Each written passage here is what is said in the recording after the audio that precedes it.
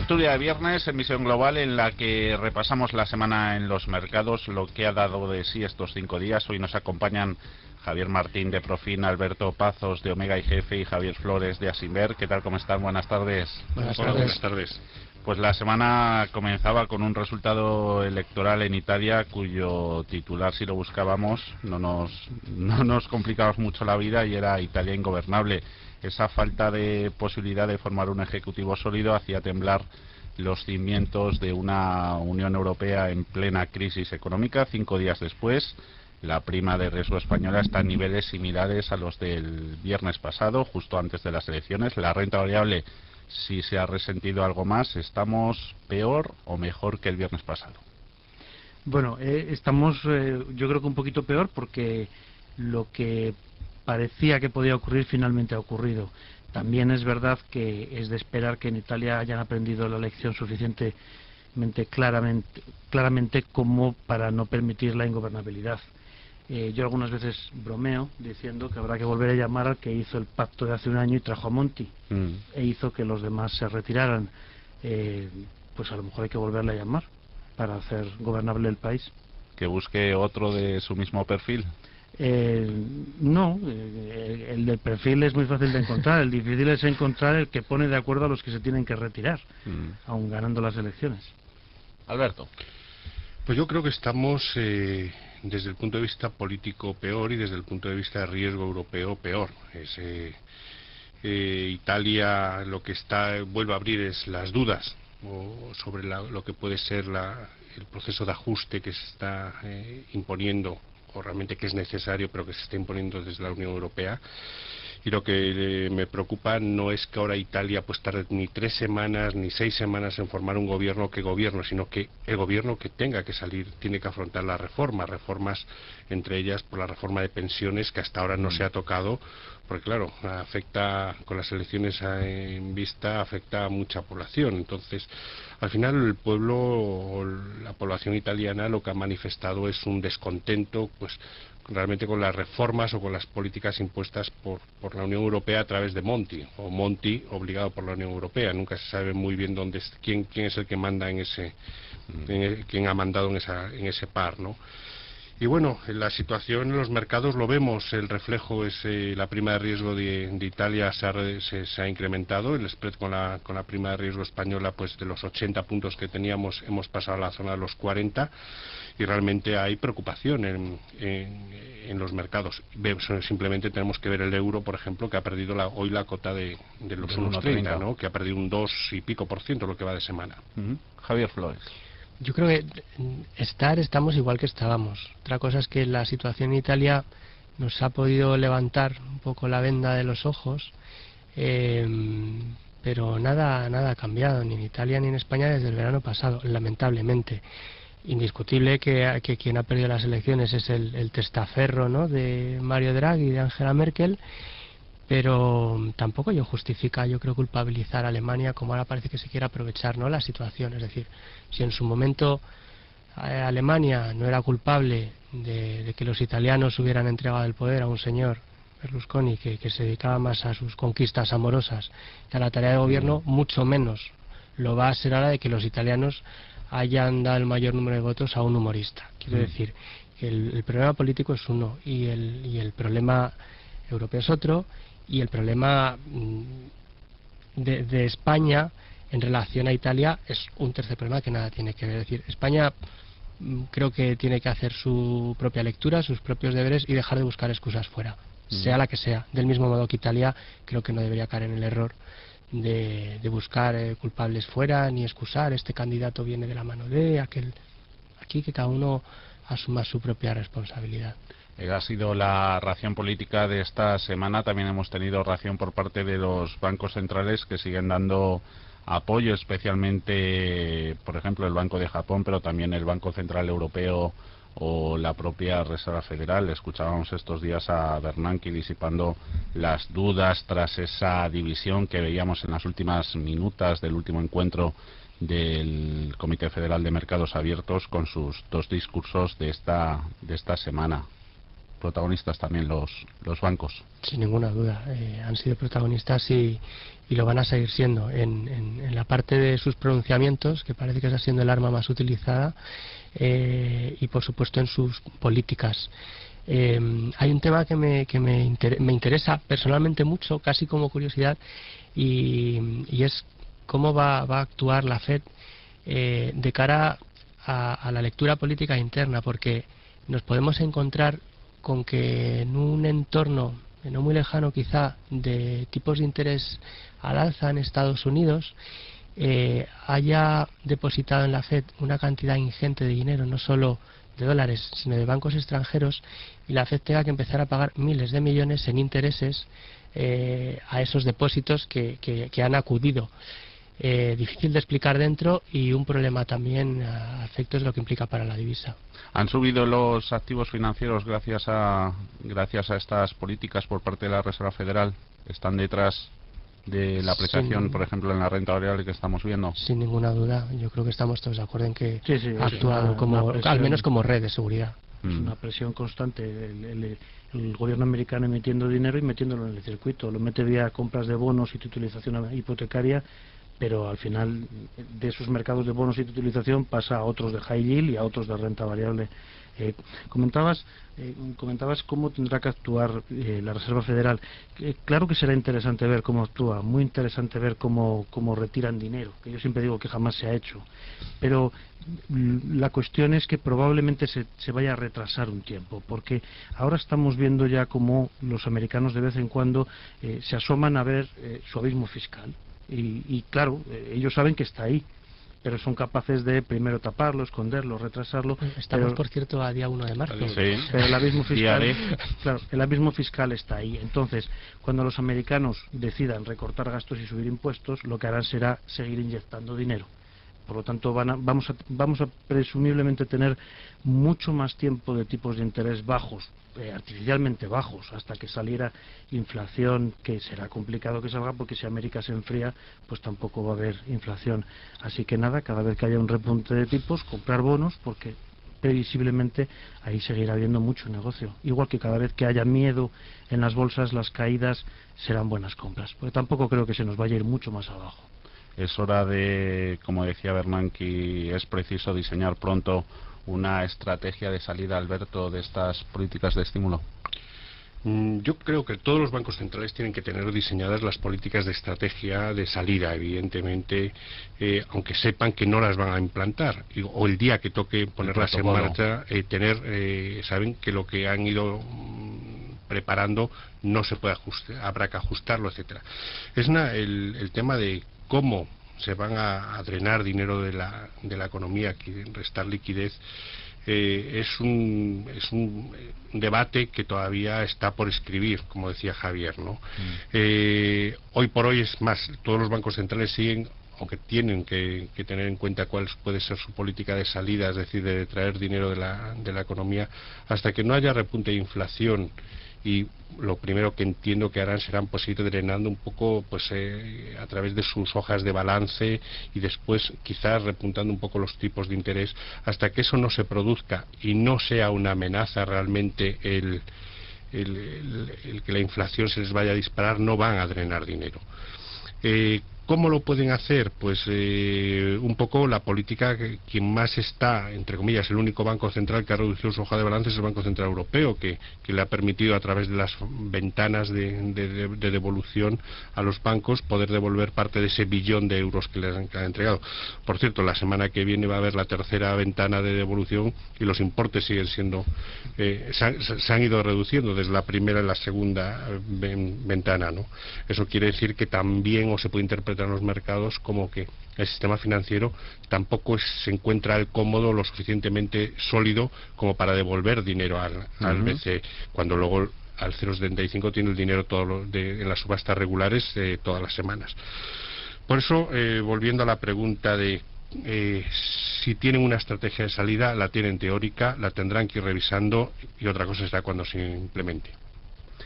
Protagonistas, hablábamos del sector financiero, en concreto de los bancos. Ha sido una semana plagada de resultados empresariales que han confirmado las dificultades del negocio español, cuentas que han mostrado, por ejemplo, un panorama negro en el sector del ladrillo, a excepción de Acciona. Las grandes empresas del sector constructor e inmobiliario han arrojado balances en rojo. Aquí sí que no vemos la luz al final del túnel, Javier. Ni la veremos en tanto no se empiecen a cerrar entidades. Y yo cuando he visto las cifras de Bankia, creo que muchos hemos pensado, pero ¿por qué no la cierran ya?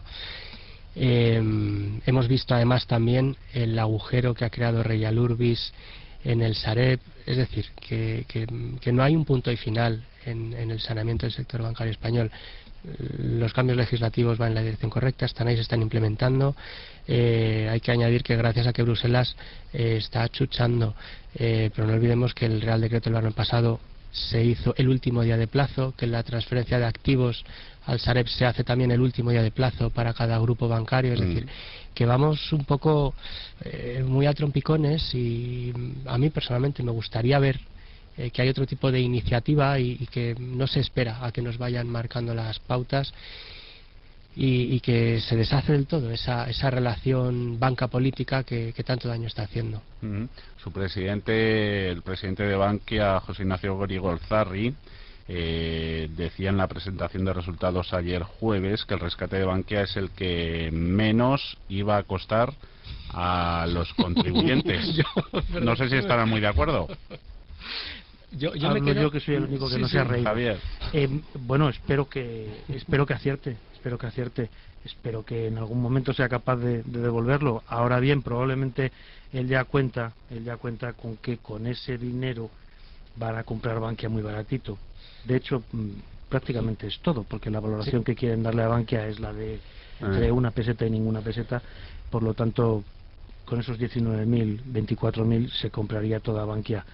Va a estar complicado que lo devuelvan, va a estar complicado. Yo además, Gorigolzarri es una persona que mide mucho las palabras, y literalmente lo que dijo es que esperaban devolver el apoyo que la sociedad les había prestado. A mí me hubiera gustado escuchar que les gustaría devolver el dinero, o sea, el apoyo, que se lo queden y que devuelvan el dinero. Porque si esto es así, si por ejemplo Bankia, según su principal ejecutivo, dice que el rescate incluso puede ser rentable para el contribuyente, también para el Estado, porque por ejemplo no se integran otras entidades nacionalizadas, léase Catalunya Caixa o Nova Galicia Banco en la propia Bankia. Es que es muy complicado, es que no hay punto final, como decía Javier, al saneamiento del sector bancario en España. Bueno, debería de haberlo. Las entidades que hay son las que todos conocemos, desgraciadamente existieron, y ahora pues le estamos pagando por aquella frivolidad que fue la de dar a nuestros políticos la potestad de entrar en el sistema. El 50% del sistema financiero español ha sido carísimo, desgraciadamente ha sido una obra social la que han hecho que se ha pagado muy cara, y es así. Entonces vamos a nacionalizar todo lo que sea susceptible de quebrar, y vamos a intentar ponerlo a funcionar y venderlo. Pero ahí es donde la venta no será muy allá. Estoy absolutamente de acuerdo con vuestras palabras, ¿no? Yo creo que hay entidades que realmente habría que analizar por qué todavía siguen operativas, ¿no? Recuerdo una primera reforma financiera donde se decía si un banco tiene que cerrar, se cerrará, y al final también han tenido ayudas públicas, se ha pedido dinero a Bruselas que se ha otorgado, y al final estamos en una rueda de ajuste lento. Pero eso no quiere decir que se esté comprando, quizás se esté comprando tiempo en la supervivencia, pero no tiempo desde mi punto de vista en algunas entidades, y que puede ser el caso de Bankia, ojalá no sea así, para poder rescatarla y que pueda funcionar, ¿no? Hay que pensar en los accionistas que en el año 2011 compraron las acciones y hoy están como están, ¿no? Es decir, también comprar acciones es un acto voluntario. Si les hubiera dado una rentabilidad de una plusvalía del 12 o del 14%, ellos no se lo iban a devolver a la sociedad, con lo cual también las inversiones de los ahorradores quizás tienen que ser analizadas también desde un punto de vista de riesgo a lo que ellos exponen. Y no por eso el Estado luego tiene que salir el Estado somos todos, al final con nuestros impuestos tenemos que salir a cubrir. Quizás eso es lo que le falta al sistema, a pesar de las buenas palabras del FMI diciendo que el sistema financiero español era sólido y que no se podía centrar Es sorprendente, esa institución es sorprendente. En el caso de Bankia. Yo creo que me recuerdan palabras de un presidente de gobierno anterior que tuvimos, donde teníamos un sistema financiero en la Champions, ¿no? Y ahora realmente pues no era así. Me parecen quizás desafortunadas, como mínimo desafortunadas. Tenemos, por ejemplo, también hemos visto, por ejemplo, si comparamos, si extrapolamos el caso de Bankia a otros países, en el Reino Unido el caso de Royal Bank of Scotland, también presentando pérdidas muy abultadas después, ya casi han pasado 4 o 5 años, si no me equivoco, de su nacionalización, incluso pagando bonos importantes a los ejecutivos. Sí, es un caso que yo he seguido bastante, porque muchos del papel de los bonos emitidos por esa entidad pues han sido de gran interés por nuestra parte, y ciertamente el que haya otra vez pérdidas abultadas en las cuentas de resultados sorprende teniendo en cuenta que la economía británica ha tenido esa fuerte desaceleración. Parece lógica también, y además porque cada vez que hay un problema siempre está el Royal Bank of Scotland financiando. La última ha sido, no sé qué empresa española, pero también estaba con Pescanova, me parece.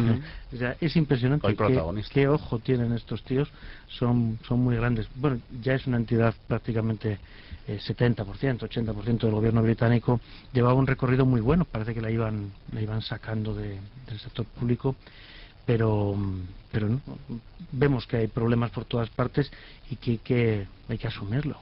No es el espejo, Javier, en el que mirarnos. No, pero deberíamos sacar lecciones, y la lección es que, como vemos, Royal Bank of Scotland, el agujero va creciendo año tras año, y en el caso español, si lo trasladamos un poco al Sareb, pues estamos viendo las dificultades que hay para encontrar inversores que entren. Por cierto, este fin de semana The Economist se hace un poco eco de la situación. Claro, se está pidiendo a un inversor extranjero que entre en el accionariado con carácter mayoritario para que no compute como deuda pública, sin tener capacidad de decisión, hasta el punto que ya están nombrados los ejecutivos, la directora, etcétera. Se les está diciendo además que el dinero, ya veremos qué liquidez tiene, si la tiene o no, y que además participen en los gastos durante 15 años de todos esos activos, y con una rentabilidad hiper apalancada. Solo así se justifica ese 15% que le atribuyen. Entonces, y sin embargo lo vendemos como que lo que sucede es que rechazamos a esos fondos que vienen a ponernos condiciones. Creo que se exige un punto de realismo en este momento, y que sea más pragmático, más bajado a tierra, y bueno, diciendo las cosas a veces con más claridad.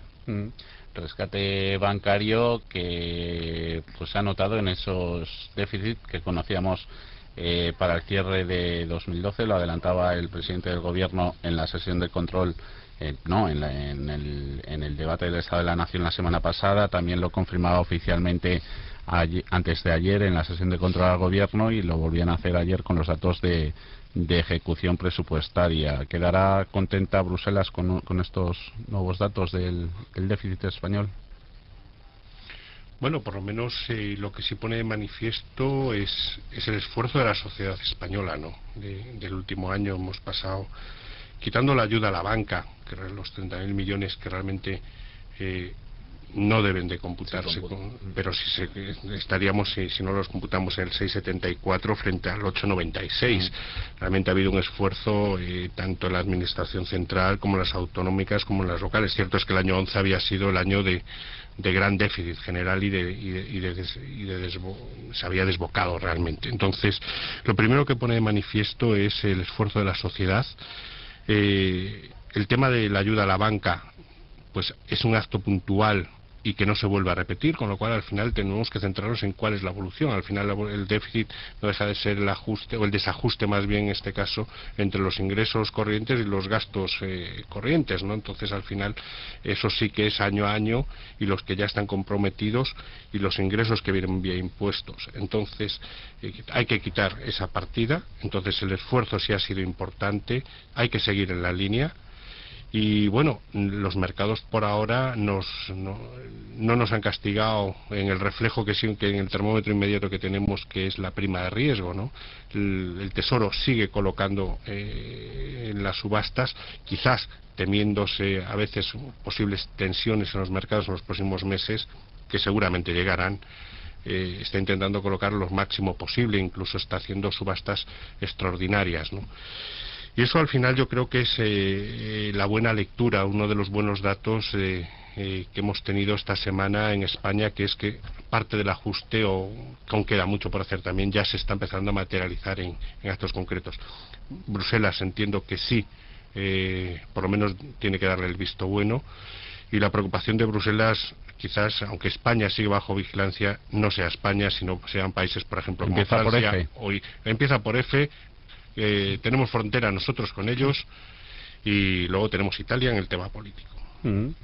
Hablando de Francia, esa sería la preocupación que tienen que tener las autoridades europeas, los mercados, el mundo anglosajón hacia ella. Parece que nos quita protagonismo un poco a los periféricos. ¿Le preocupa Francia, Javier Flores? Sin duda, y fíjate que no sé precisamente de hacer victimismo o comparativa agraviosa sobre España, pero sí me llama la atención, no solo en el caso de Francia, que la rebaja de calificación de Reino Unido, toda esta mezcla de la elección italiana ha pasado casi desapercibida, y que los problemas de Francia también... Claro, estuvo el fin de semana también. Sí, parece que se solapó y bueno, ahí quedó. Y que los problemas de Francia... Saben elegir el momento. Desde luego. El mundo anglo. Al menos el calendario les favorece, ¿no? Y que los problemas de Francia, que hace meses que aquí en este mismo programa venimos diciendo que es un problema para 2013 y ya ha llegado... pues parece que nadie lo señala claramente, ¿no? En Europa, y todos como que quieren negar la evidencia o ignorar ese elefante en la cacharrería. Tienen un problema y muy grave. Fíjate que creo que la situación de Francia es incluso peor que la de Italia, en ese sentido, que sí, que tiene el segundo mayor déficit detrás de Grecia, con casi 130% del PIB, pero está con superávit, déficit por debajo del 3%, quiero decir, una situación de repago razonable, y unas reformas que han avanzado con Monti, que ahora está en una situación relativamente cómoda, al margen de la situación política, mientras que en Francia, que ya ha pasado ese momento electoral y ya hay un gobierno que debería estar llevando a cabo ciertas medidas, es un gobierno que sigue en babia, así de claro hay que decirlo. Yolanda, un ejemplo, un halcón de la austeridad, ayer manifestando esos problemas para cumplir también sus objetivos, sus metas fiscales. Sí, pero son más problemas puntuales. Yo creo que es una cuestión más puntual. El problema verdadero es el de Francia, y el problema verdadero es que es grande. Ese es el gran tema.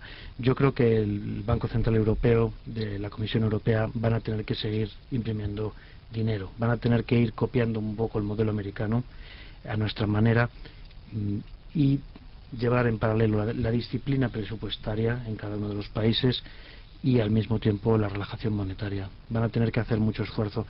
Es que esto va muy despacio, es que ya vemos que va muy despacio, y se van añadiendo unos problemas a otros. A Grecia, nadie habla de Grecia. A lo mejor en 3 meses Grecia vuelve a ser el gran riesgo, necesitan irse del euro. Irlanda y Portugal parece que van haciendo deberes muy satisfactoriamente. España, luego Italia, luego Francia.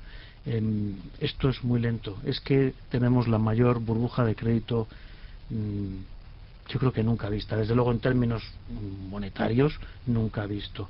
Ha sido una gran racha, probablemente 30 años de políticas en las que se favorecía el crecimiento del balance bancario. Los bancos encontraron la forma de prestarlo mediante mucha operativa de derivados y mucha operativa de ingeniería financiera. Los ciudadanos y las empresas estaban felices de poder comprar nueva casa, nuevo coche, las empresas nueva fusión, nueva integración, nueva operación mercantil, y al final pues una gran bola, y no había dinero, no hubo recursos suficientes para pagarlo, y ahí estamos. Es lento, muy lento. Último minuto de la tertulia de viernes, de la tertulia en Visión Global, que aprovechamos para conocer sus apuestas para la próxima semana. ¿Quién empieza, Alberto? Pues yo creo que centraría la atención en la reunión del BCE, en lo que nos diga Mario Draghi. Javier Flores. Sin ninguna duda. Hablábamos que los bancos centrales tienen el protagonismo, y la semana que viene la cita semanal es esa. Yo en los mercados creo que hay que aprovechar recortes que tengan algo de estrés y hacer compras, sobre todo en Europa, que es el que está más bajito ya. Pues esto ha sido todo de momento. Javier Martín de Profin, Alberto Pazos de Omega IGF y Javier Flores de Asinver, muchísimas gracias a los tres por acompañarnos en esta tertulia de los negocios en Visión Global. Hacemos una pequeña pausa, volvemos en unos minutos, será con toda la atención puesta en Estados Unidos, nos la traerá nuestra compañera Belén García Franco y